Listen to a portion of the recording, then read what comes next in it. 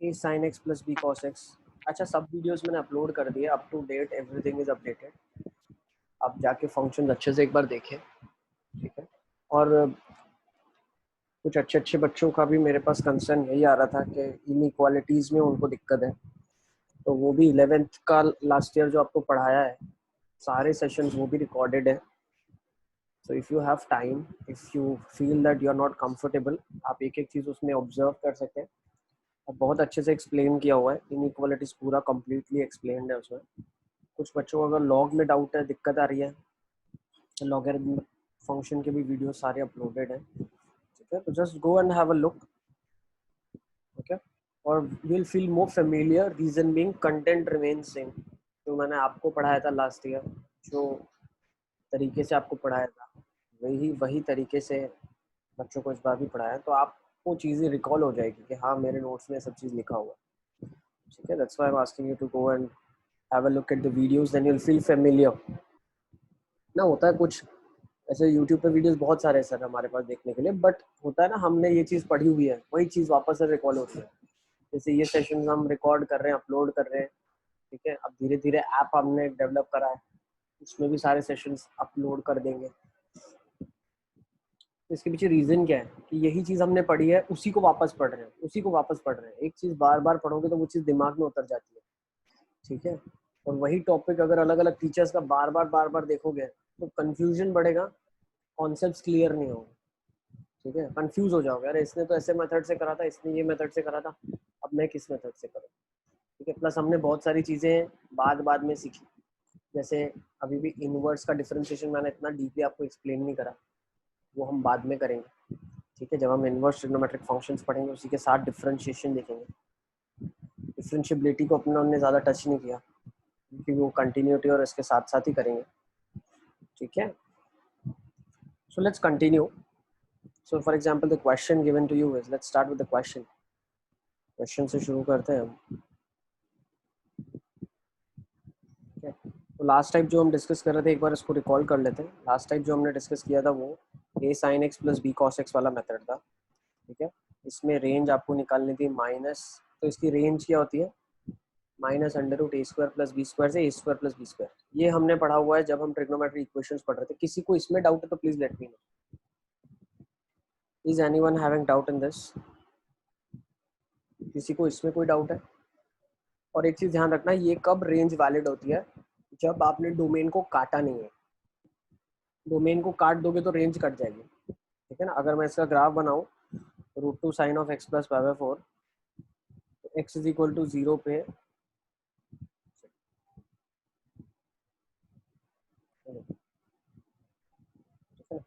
X is equal to 0 पे graph ऐसे बनेगा। तो ये ग्राफ एक्चुअली ऐसे बनता है, ठीक है ना। X equals to minus of 5/4 पे 0 होता है। This is the graph, okay. अब एक चेंज नहीं होगा, सारे ही चेंज होंगे, ठीक है। और x इज इक्वल्स टू π/4 पे एक्चुअली क्या होगा, देखो π/4 पे वैल्यू क्या होगी बताओ, π/4 प्लस π/4 π/2, π/2 पे 1, तो मेरा मैक्सिमम वैल्यू क्या आ जाएगी, √2 आ जाएगी, सही है ना। अब अगर डोमेन को मैंने काट दिया, बोला मैंने यहाँ से यहाँ तक डोमेन काटा, तो रेंज थोड़ी ना वही आ जाएगी -√2 से √2। जो रेंज है वो डिपेंड करती है किस इंटरवल में बात करें। और अब आपने इंटरवल काटा नहीं है तो एक्सट्रीम वैल्यूज ले सकते हो सीधा सीधा, लेकिन अगर इंटरवल को काट दिया तो एक्सट्रीम वैल्यूज आप नहीं ले सकते। I guess this point is what I wanted to explain last time. I guess this is very clear. Now let me start with some questions. Is it clear to everyone? ठीक है ना। तो domain is not curtailed, okay, इतना ध्यान रखिए आप। अभी question से शुरू करते हैं। क्वेश्चन नंबर 1, क्वेश्चन नंबर 1 में क्या लिखा हुआ है। अच्छा, एक और चीज़ मुझे आप लोगों से पूछनी थी। This is what we have observed. Maths की डाउट क्लास में मुझे तो कोई दिखता नहीं है, क्या पता शायद बाद में आते हो। तो क्या डाउट क्लासेस रखनी है मैथ्स की? शुड आई कीप और शुड आई एंड? या आप लोगों के पास पढ़ने के लिए भी कंटेंट ज़्यादा है तो आप सॉल्विंग नहीं कर पा रहे हो शायद, like that is the concern. Sir क्या keep the करना? doubt class. ताहिर, थोड़ा डाउट क्लास. या देखो तुमको अकेले को डाउट रहता है, अगर ज़्यादा बच्चे ही नहीं है कोई, तो तुम तो मुझे पर्सनली व्हाट्सएप भी कर सकते हो। डाउट क्लास इज मेंट कि भैया 15 16 के 16 जो आप बच्चे हैं सभी को सेम क्वेश्चन एड्रेस हो जाए, रादर देन में 16 बच्चे मुझसे एक एक सेम ही क्वेश्चन पूछेंगे और मैं सबको वही स्नैप भेजूँ ठीक है, और वो स्नैप भी मैं ढूंढ नहीं पाऊँ भैया कहाँ थी, फिर मैं सॉल्व करूँ बार बार और भेजूँ। एक क्वेश्चन 16 बार करने से बेटर है, मैं चाहता था 16 ही बच्चों को एक ही क्वेश्चन एक ही बार में चला जाए, बट वो भी हो नहीं रहा है। तो अगर एक ही बच्चे को डाउट रहता है, जैसे ताहिर है, I've seen Tahir, I have seen Ali Asgar. Ali Asgar is there. I've seen Ali Asgar and Poojan. Sometimes Poojan was also there first class. बस ये 2-3 बच्चे रहते हैं, बाकी को डाउट नहीं रहता है, रहता भी है तो अगर उनके पास ठीक है अभी सॉल्व हो जाते हैं, इट्स ओके गुड। तो डाउट क्लास आई थिंक नहीं रखना चाहिए, should we keep doubt classes?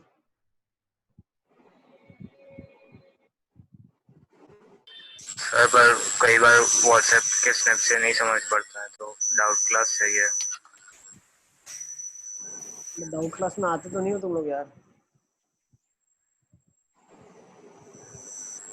Physics के सर भी बेचारे, उन्होंने बोला जेई का सर डाउट अलग रखो, नीट का अलग रखो, मैं एड्रेस करना चाहता हूँ स्पेशली इनके क्वेश्चंस को, बट कोई बच्चा टर्न अप ही नहीं हो रहा है। तो फिर क्या मतलब है? आप लोग कुछ, या तो सब कुछ आता है या कुछ नहीं आता है। अब वो क्या है, वो तो टेस्ट में ही पता चलेगा ज़्यादा।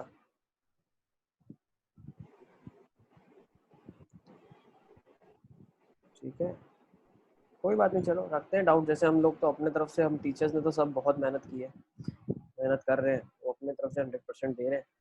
अब देखो अगर आपका डाउट होता है तो आ जाना आप लोग। ठीक है, क्वेश्चन लिखता हूँ मैं। -4 cos x -3 sin x -5, इसका रेंज निकालना है आपको। चलिए फटाफट निकाल लेंगे इसका रेंज। एक क्वेश्चन ये सर है। वो यस बेटा। सर वो डोमेन जो आपने लास्ट क्वेश्चन में 0 से π/2 लिया तो उसका आंसर क्या आएगा? 0 पे क्या है वैल्यू? 1 है। π/2 पे क्या है आंसर? π/2 पुट करो तो 3 π/4 है, तो यहाँ पे भी 1 आ जाएगा। तो आंसर क्या आ जाएगा इसका? 1 से √2। सही है, ठीक है ना? क्लियर है? 1 से √2 इसका रेंज होगा। हाँ सर। चलिए सेकंड क्वेश्चन देख लेते हैं।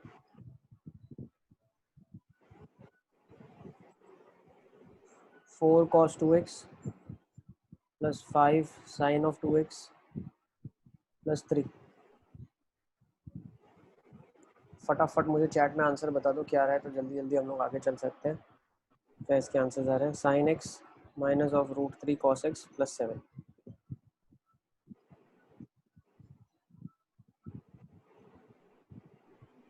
सर फर्स्ट वाले का -10 से 0। फर्स्ट वाले का -10 से 0 बिल्कुल सही है, परफेक्ट। फर्स्ट का आंसर सही है, -10 से 0। सेकेंड, अनम्यूट करके ही बोल दें आप फटाफट फटाफट। हाँ चैट में लिखोगे तो बताओ। फर्स्ट का आंसर बिल्कुल -10 से 0, परफेक्ट। कैसे किया मैं एक्सप्लेन कर देता हूँ। ठीक है, इसकी रेंज क्या होगी? पहले तो माइनस कॉमन ले लो, लिखा है 4 cos x plus 3 sin x minus of 5। इसकी रेंज क्या होगी? -5 से 5, नेगेटिव से मल्टीप्लाई कर दो, कोई फर्क नहीं पड़ेगा, still this will give you the range -5 से 5। और -5 करना है तो क्या हो जाएगा? -10 से 0। Clear answer.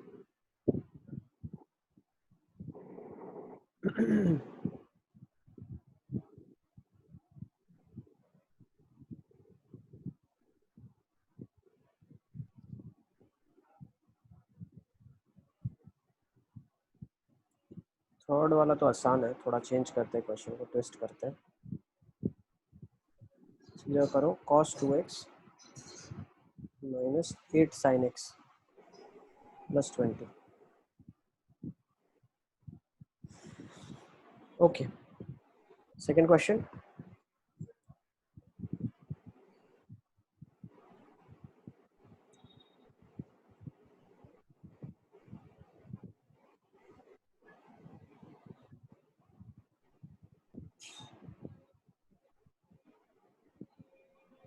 सेकेंड देख लेते हैं क्या आ जाएगी इसकी रेंज। √(a² + b² तो 25 + 16 दैट इज √41।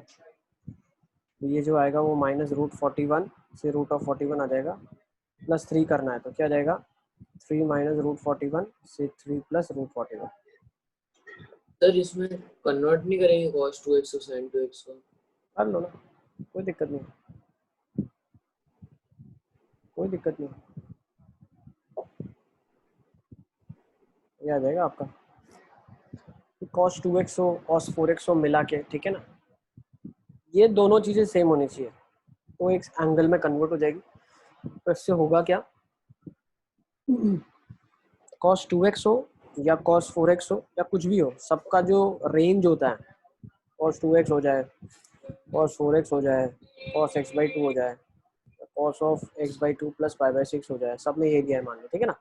तो ये वालों की सबकी रेंज क्या होती है -1 से 1 होती है। तो किसी में भी हो कन्वर्जन तो आप कर ही सकते हो कंबाइन करके एंगल्स के साथ।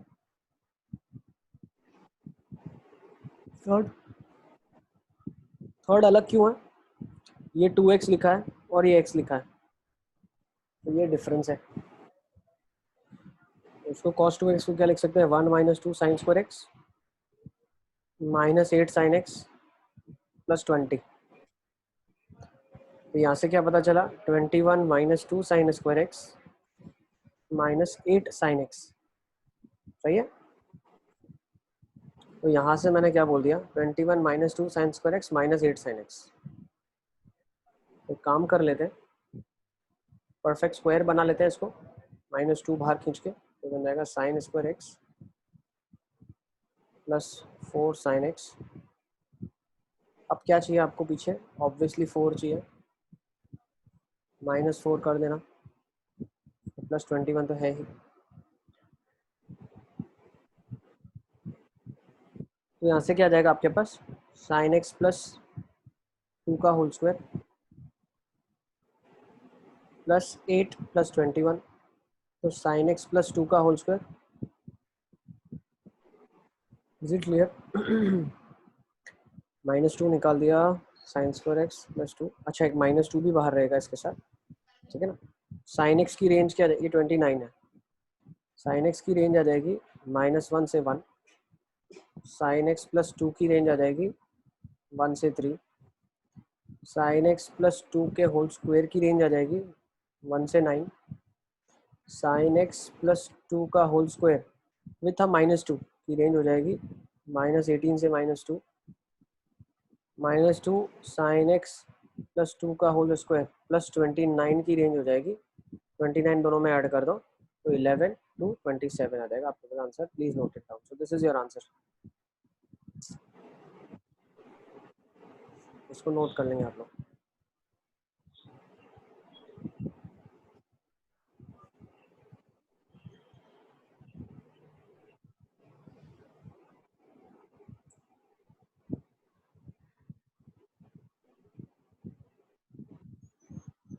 नेक्स्ट क्वेश्चन की तरफ चलें। ये सबको क्लियर है क्यों ये प्रोसीजर में हमको जाना पड़ा, cos का आर्ग्यूमेंट 2x था, sin का आर्ग्यूमेंट x था।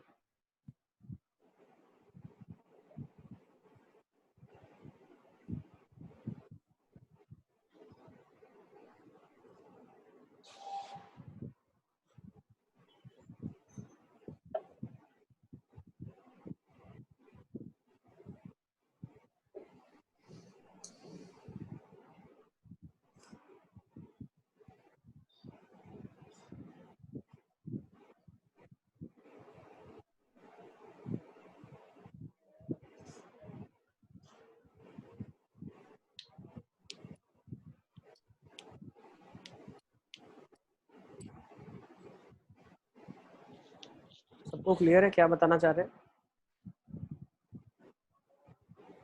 Is it clear? हाँ सर। Yes. चलो नेक्स्ट Yes. कॉन्सेप्ट की तरफ चलते हैं, नेक्स्ट क्वेश्चन ले लेते हैं, लास्ट जो एक टाइप का क्वेश्चन था 8 sin of x + 5/6, ये लिखा हुआ था मैंने ऊपर, इसको सॉल्व कर लेते हैं। -9 cos of x + 12, इसका रेंज क्या रहा है बताओ।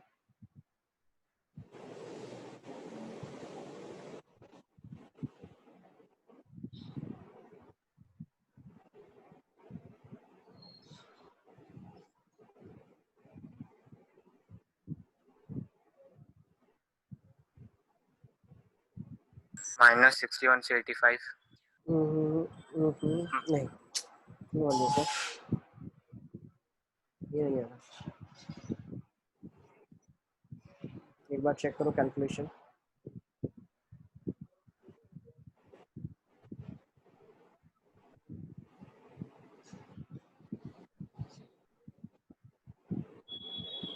सर आंसर रूट में आ रहा है। हाँ रूट में आ रहा है।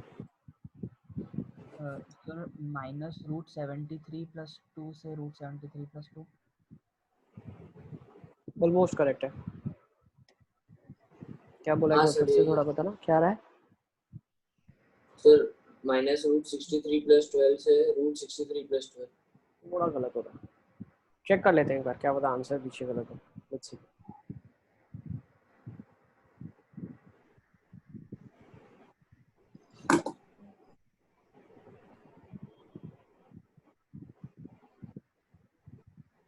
देख लेते हैं। यहाँ से मैं क्या बोल सकता हूँ, पहले तो कन्वर्ट कर लूँगा 8 साइन ऑफ a + b को लिख सकते हैं sin x cos of π/6 plus cos x sin π/6 -9 cos x + 12। सही है, ये हो जाएगा 8 sin x cos π/6। What is cos of π/6?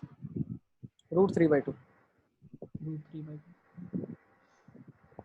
sin π/6 is 1/2।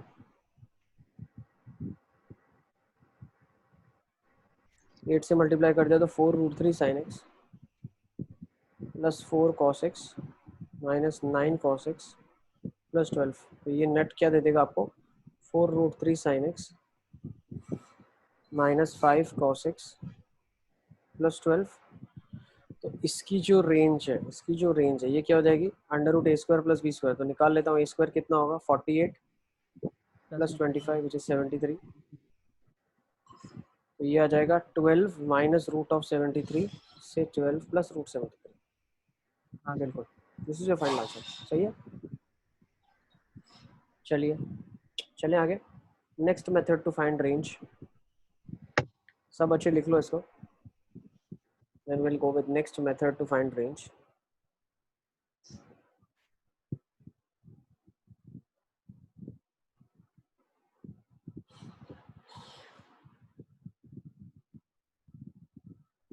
Range using derivatives. अब एक्चुअली ये हम AOD में भी पढ़ेंगे, बट फॉर एग्जांपल बोलते हैं ना, यहाँ पे भी कैसे निकाल रहे हैं, क्वेश्चन आपसे ना अटके इसलिए मैं बता रहा हूँ आपको। तो फर्स्ट हम देख लेते हैं क्या है। एक चीज़ आपको ध्यान रखनी है, dy/dx अगर पॉजिटिव है मतलब फंक्शन एक इंक्रीजिंग फंक्शन है। dy/dx पॉजिटिव का मतलब क्या है, स्लोप उसका हर जगह पॉजिटिव आ रहा है, ठीक है ना, हर जगह उसका स्लोप पॉजिटिव है। तो फंक्शन इंक्रीजिंग फंक्शन होगा तभी स्लोप पॉजिटिव आएगा। मान लो ग्राफ है, यहाँ पे देखो आप,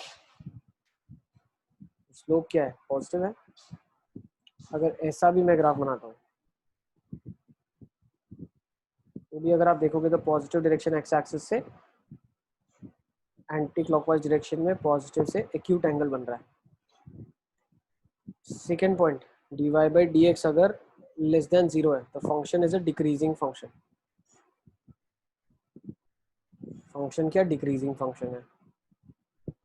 कैसे, देखो जो डिक्रीजिंग फंक्शन होता है ना, उस पर आप कहीं पे भी टेंजेंट बनाओ, वो पॉजिटिव डायरेक्शन एक्स एक्सिस के साथ ऑब्ट्यूस एंगल ही बनाता है। अब डिक्रीजिंग ऐसा भी होता है, डिक्रीजिंग ऐसा भी होता है। हाँ बेटा, सर वो जो आपने लिखा है dy/dx positive function increasing function, sir वो पॉइंट पे होगा ना सर, सिर्फ वही पॉइंट पे जहाँ पे dy/dx लिया है। नहीं, dy/dx पॉजिटिव का मतलब क्या है, पॉइंट पे स्लोप पॉजिटिव है, लेकिन अगर पूरे इंटरवल में ही पॉजिटिव मतलब क्या, फंक्शन बढ़ता ही जा रहा है। आप, मैंने यही तो निकाल के दिखाया, कहीं पे भी निकाल लो, यहाँ निकालो, यहाँ निकालो, यहाँ निकालो, किसी भी पॉइंट पे निकाल रहा हूँ, सभी पे पॉजिटिव आ रहा है। तो मान लेते हैं मेरा ग्राफ कुछ ऐसा है, तो यहाँ से लेके आगे आगे तक dy/dx क्या होगा, पॉजिटिव होगा। मतलब dy/dx किसी भी पॉइंट पे इस x के लिए अगर आप निकालोगे तो पॉजिटिव आएगा। सिमिलरली यहाँ पे dy/dx क्या आएगा, नेगेटिव आएगा। इसका मतलब क्या है, इसके अंदर अगर आप x की कोई भी वैल्यू सब्स्टिट्यूट करते हो यहाँ से लेके यहाँ तक x एक्सिस पे, तो उन x की वैल्यूज के लिए dy/dx <0 आएगा। ठीक है ना, ये हम बोलना चाह रहे हैं। चलिए थर्ड पॉइंट इसको लिख लो फटाफट फटाफट, फिर हम थर्ड पॉइंट डिस्कस कर लेते हैं। अब थर्ड पॉइंट में क्या बोलना चाह रहा हूँ, तो क्या पता शायद एओडी में भी अभी आपने देखा होगा, बट मैं ये मान के चल रहा हूँ आपको नहीं आता, ठीक है ना। dy by dx is positive, मतलब greater than 0, dy by dx less than 0। अब थर्ड चीज, if fx is strictly increasing, strictly increasing मतलब कहीं घट ही नहीं रहा है, वो बढ़ते ही जा रहा है, और डोमेन है आपके पास फंक्शन का मान लो a से b तक, तो रेंज क्या हो जाएगी फंक्शन की, f ऑफ a से f ऑफ b हो जाएगी। ऐसा हम क्यों बोल रहे हैं भाई, बढ़ रहा है फंक्शन a से b के बीच में, तो कम से कम वैल्यू a पे क्या होगी, f ऑफ a, और ज़्यादा से ज़्यादा वैल्यू क्या होगी b पे, which is f of b। तो ये वैल्यूज आपकी रेंज हो जाएगी, तो f ऑफ a से f of b will be your range. ठीक है, एक एग्जांपल के लिए मैं आपको बताता हूँ कैसे इस क्वेश्चन को हम डील करते हैं। ठीक है, तो अगर मान लो आपके पास एक फंक्शन दिया है f of x is equals to e raise to x plus ln x, ठीक है, इन 1 टू e, 1 से लेके e तक, मान लो इसमें आपको इसकी रेंज बतानी है इन 1 टू e। तो मुझे क्या पता चला कि भाई देखो आगे की जो हमने मेथड्स पढ़ी है उन मेथड्स में ये कैटेगराइज ही नहीं हो रहा है। आगे की जो भी आपने मेथड्स पढ़ी है उसमें लीनियर बाय लीनियर होना चाहिए, या क्वाड्रेटिक बाय क्वाड्रेटिक होना चाहिए, या ट्रिग्नोमेट्रिक होना चाहिए, या सब्स्टिट्यूशन होना चाहिए। अब ये दोनों तो फंक्शन भी ऐसे हैं जो सब्स्टिट्यूट होकर एक फंक्शन बन ही नहीं सकता भाई। या तो मान लो पूरा का पूरा कॉट इनवर्स में दिया हुआ है मान लो, तो कॉट इनवर्स को मैंने टी ले लिया, क्वाड्रेटिक का सॉल्व किया, फिर कॉट इनवर्स को रिप्लेस किया, तो कर सकते हैं। Substitution is used where you can convert the whole expression into one variable, इसमें एक वेरिएबल में कन्वर्ट ही नहीं होगा। तो हम क्या करते हैं, इसका एफ डैश एक्स निकाल लेते हैं। अब एफ डैश एक्स क्या हो गया, ई की power x plus 1 by x. ठीक है, ई की पावर एफ डैश एक्स क्या हो गया, ई की power x plus 1 by x. अब एक्स की वैल्यू अगर 1 से ई में आप डालोगे तो ये तो हमेशा पॉजिटिव देगा, ये क्वांटिटी भी पॉजिटिव देगा, तो ये वाली क्वांटिटी क्या हो गई, 0 से बड़ी हो गई। अब ये वाली क्वांटिटी 0 से बड़ी हो गई, इसका मतलब क्या है, this function is strictly increasing in 1 से ई। तो अगर ये फंक्शन 1 से ई में स्ट्रिक्टली इंक्रीजिंग है तो रेंज ऑफ द फंक्शन क्या हो जाएगी, एफ ऑफ 1 से एफ ऑफ ई। अब एफ ऑफ 1 क्या है, एफ ऑफ 1 है 1, सॉरी एफ ऑफ 1 क्या है ई। देखो 1 पुट किया तो क्या आ जाएगा, ई आ जाएगा यहाँ पे, और ln 1 0 हो जाएगा, और एफ ऑफ ई क्या होगा, ई की पावर ई प्लस 1। तो ये आपके पास फंक्शन की रेंज हो जाएगी। नोट कर लेंगे इसको आप।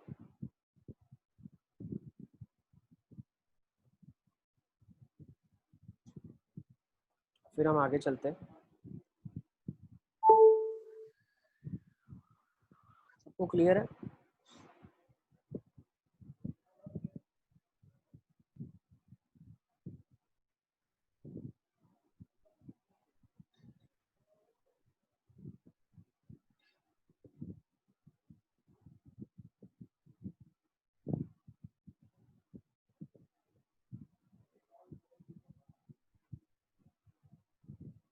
बिल्कुल,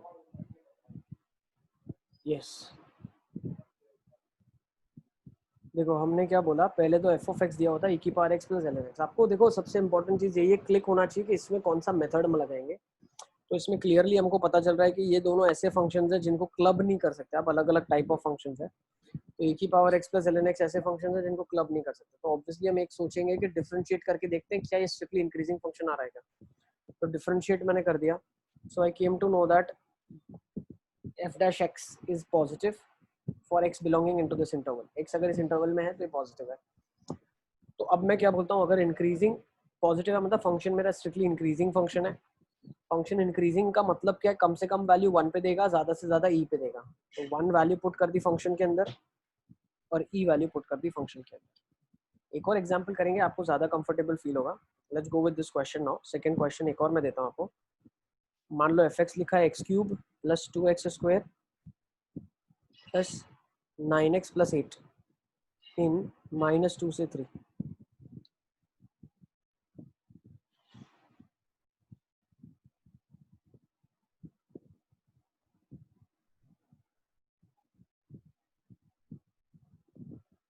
तो अब क्यूबिक है, डिफ्रेंशिएट करके देख लो एफ डैश एक्स क्या आ रहा है आपके पास 3x square plus 4x plus 9 है ना। अब अगर हम इसका ग्राफ बनाने की कोशिश करेंगे, पहले तो इसके रूट्स निकाल लेते हैं। रूट्स क्या जाएगा, discriminant B square 16 minus 4ac, तो भैया ये तो लेस देन 0 आ गया, मतलब ये हमेशा पॉजिटिव है, खत्म। F dash X is always positive, मतलब F of X is strictly increasing function. मतलब मैं क्या बोलना चाह रहा हूँ, रेंज क्या हो जाएगी, एफ ऑफ -2 से एफ ऑफ 3 की रेंज हो जाएगी सीधी सीधी। अब एफ ऑफ -2 क्या होगा, -8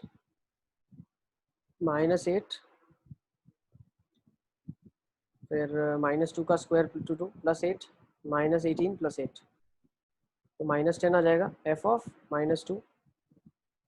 एफ ऑफ 3 क्या आ जाएगा 27 plus 18, 27 plus 8, so 54 plus 26 you'll get 80। so इसकी रेंज आपके पास क्या आ जाएगी, बिल्कुल आराम से -10 से 80 की रेंज हो जाएगी आपके पास।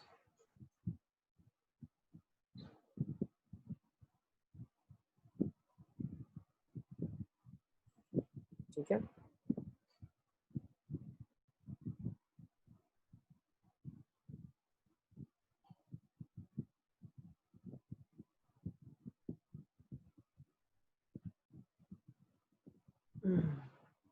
नेक्स्ट नोट लिख लेते हैं कुछ जो आपको काम आ जाएगी बहुत जगह पे। Let's write that note. First, increasing plus increasing function किसके बराबर होता है, हमेशा इंक्रीजिंग के बराबर होता है। दो अगर इंक्रीजिंग फंक्शंस का एडिशन करोगे तो नेट फंक्शन इंक्रीजिंग होगा। Second, decreasing plus decreasing function होगा तो रिजल्टेंट भी डिक्रीजिंग फंक्शन होगा। ठीक है, एग्जाम्पल के लिए मैं बताता हूँ आपको। देखो मान लो e की पावर x लिखा है और ln x लिखा है, तो ये भी बढ़ रहा है, x डालने पे ये भी बढ़ रहा है, तो नेट जो क्वांटिटी है वो तो बढ़ती ही जा रही है ना, कम थोड़ी ना हो रही है। भले आप ऐसे सोचो ये 2 बढ़ रहा है, ये 1 बढ़ रहा है, फिर ये 2 बढ़ रहा है, फिर 1 बढ़ रहा है, तो नेट तो एक्चुअली बढ़ता ही जा रहा है ना, भले किसी भी रेट से बढ़ रहा हो लेकिन बढ़ ही रहा है। नेक्स्ट मैं क्या बोलता हूँ, decreasing plus decreasing is yes decreasing function. Third, minus negative of increasing, मतलब इंक्रीजिंग को अगर एक नेगेटिव से मल्टीप्लाई कर दिया जाए, मतलब ये फंक्शन क्या हो जाएगा, डिक्रीजिंग फंक्शन हो जाएगा। कैसे मैं बोल सकता हूँ, मान लो minus of E raise to X कर दिया, अब ई रेज टू एक्स का जो ग्राफ है सेम टू सेम ई की पावर एक्स का ग्राफ क्या है, ये वाला ग्राफ है। अब माइनस ऑफ ई की पावर एक्स का ग्राफ कौन सा होगा, ये होगा, ये 0 पे -1 दे रहा है, ठीक है ना, और बड़ी वैल्यूज डालेंगे तो नेगेटिव आंसर आएगा, तो डिक्रीजिंग हो गया। Fourth, minus of decreasing is an increasing function. Fifth, बहुत इंपॉर्टेंट है, इंक्रीजिंग माइनस डिक्रीजिंग क्या होगा बताओ, एक फंक्शन बढ़ रहा है और एक घट रहा है, इंक्रीजिंग होगा। बहुत ही सिंपल लॉजिकल चीज़ है ये, एक बढ़ता जा रहा है और एक घटता जा रहा है ना, तो जो उनके बीच का जो गैप है एक्चुअली रिजल्टेंट जो गैप होगा वो तो बढ़ता ही जाएगा ना। Sixth, increasing plus decreasing, increasing plus decreasing, this can not be determined, ये आप डिटरमाइन नहीं कर सकते। क्यों नहीं डिटरमाइन कर सकते, इसके लिए डिटरमाइन नहीं कर सकते कि भाई एक बढ़ रहा है एक घट रहा है। अब मान लो ये 5 बढ़ा ये 2 घटा, ठीक है, फिर हम अगर ऐसा बोलते हैं कि ये और 5 बढ़ता है और ये 2 घटता है, तो रिजल्टेंट क्या हो रहा है, देखो पहले स्टेप में 3 आंसर आ रहा है, दूसरे में 10 - 4 ये 6 आ रहा है, तो ये इंक्रीज हो रहा है। लेकिन अगर मैं बोलूँ कि ये 2 बढ़ रहा है और ये 5 घट रहा है, और फिर ये 2 बढ़ रहा है और ये 5 घट रहा है, मतलब हम लीनियरली ही सब चीज़ें बता रहे हैं, तो आई कैन से दैट पहले वैल्यू क्या थी -3 फिर -6, तो वैल्यू घट रही है ना, तो हम डिटरमाइन नहीं कर पा रहे हैं कि रिजल्टेंट क्या हो रहा है। Is it clear? I guess मेरा एक्सप्लेनेशन आपको समझ आ रहा है मैं क्या बताना चाह रहा हूँ। क्यों इंक्रीजिंग प्लस डिक्रीजिंग को हम डिटरमाइन नहीं कर पाते, क्योंकि जो डोमिनेटिंग होगा वही होगा। मतलब मान लो जो डिक्रीजिंग है वो फास्ट बहुत जल्दी डिक्रीज हो रहा है, तो रिजल्टेंट क्वांटिटी को वो कम करता हो जाएगा, ठीक है ना। नेक्स्ट, इंक्रीजिंग माइनस इंक्रीजिंग, एक सेकेंड, सिमिलरली हम एक और चीज़ इसमें ले लेते हैं भाई, इंक्रीजिंग माइनस इंक्रीजिंग है मान लो, ठीक है ना। इंक्रीजिंग माइनस इंक्रीजिंग क्या हो जाएगा? अब इंक्रीजिंग माइनस इंक्रीजिंग क्या हो जाएगा? That also we can not determine. क्यों नहीं बता सकते बताओ भाई? अगर आगे वाला फंक्शन है वो ज़्यादा डोमिनेटिंग है तो नेट क्वांटिटी तो बढ़ती जाएगी, अगर पीछे वाला जो सब्ट्रैक्ट हो रहा है वो डोमिनेटिंग है तो डिक्रीज होता जाएगा। तो इसको बोल सकते हैं आप can not be determined. 8th, decreasing minus decreasing again can not be determined.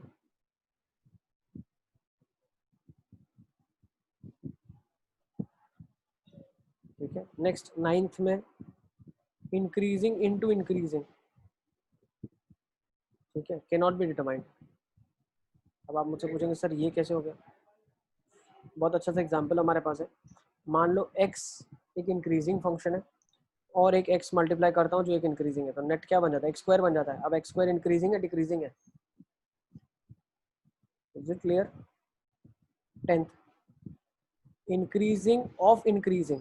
Now try to understand increasing of increasing, this is composite functions के अंदर। इसको बहुत लॉजिकली समझेंगे आप। फंक्शन के अंदर x वैल्यू इंक्रीज हो रही है तो ये वाली क्वांटिटी इंक्रीज होगी, वो इंक्रीजिंग क्वांटिटी अब दूसरे फंक्शन के अंदर जा रही है। मान लो f of g of x लिखा है, तो अगर gx एक इंक्रीजिंग फंक्शन है तो जो उसका आंसर होगा वो कंटिन्यूसली बढ़ता जाएगा। वो अब f के अंदर इनपुट में जा रही है बढ़ने वाली वैल्यू, तो f की आउटपुट भी बढ़ती हुई जाएगी। This will always be an increasing function. Next देख लेते हैं 11th, increasing of decreasing function. अब f of g of x है, तो आप एक चीज़ अंडरस्टैंड करना कि gx एक डिक्रीजिंग फंक्शन है, मतलब जैसे आप x की वैल्यू बढ़ाओगे ना gx का आंसर घटेगा। x हमने बढ़ाया, gx घटा।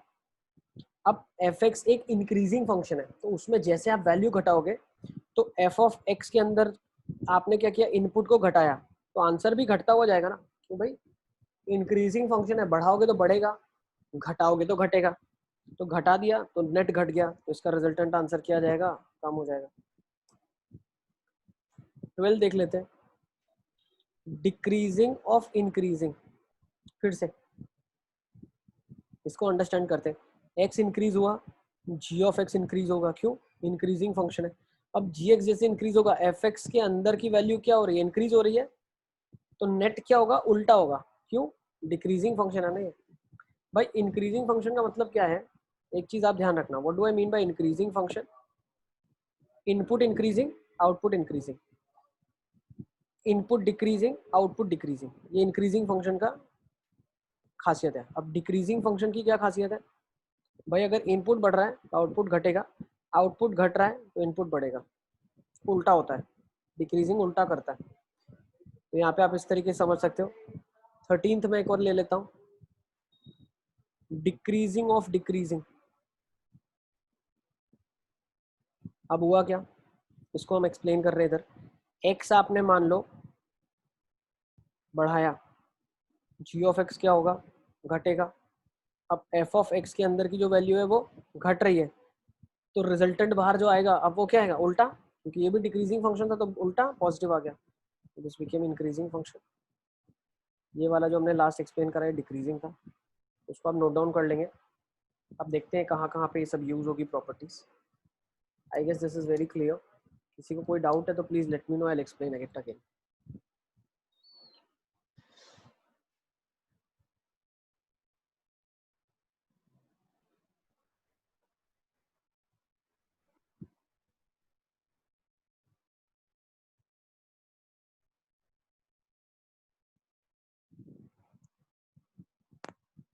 सबको क्लियर है? सर लास्ट वाला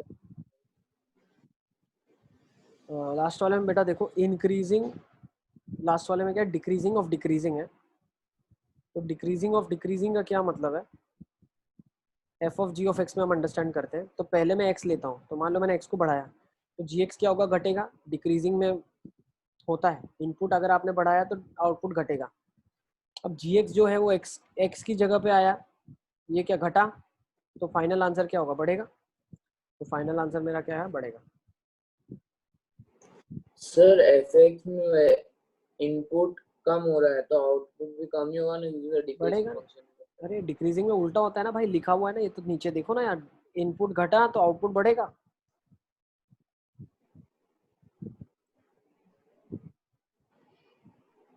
हाँ ठीक है, चलें अब आगे क्वेश्चन देख सर लेते हैं। यस बेटा। सर हम रेंज फाइंड करने के लिए मैक्सिमम और मिनिमम क्यों फाइंड नहीं करते? वो करेंगे ना, जब एओडी पढ़ेंगे तब उसमें वो भी करेंगे बेटा, हम डबल डिफरेंशिएट करेंगे और अच्छे से सीखेंगे। ठीक है, उसमें भी हम करने वाले हैं सब, मैक्सिमम मिनिमा का यूज़ करेंगे। पर अभी बताऊंगा ये सब चीज़ तो तुम घबरा जाओगे, इसीलिए मैं ज़्यादा बता नहीं रहा हूँ डीप में, जितना जितना मैं समझा पाऊँ उतना तुमको बता रहा हूँ। ठीक है ना, जिस चीज़ को मैं जस्टिफाई कर पाऊँ आपके सामने। बाकी एओडी पढ़ेंगे तो फिर तो हम फुल फ्लेजेड काम करेंगे सब। ठीक है, तो आपके पास फंक्शन है e की power x plus sine inverse x। Now very much it is clearly observed कि e raised to x is increasing, sin inverse x is increasing function. So what is the first step that I'll do? मुझे पता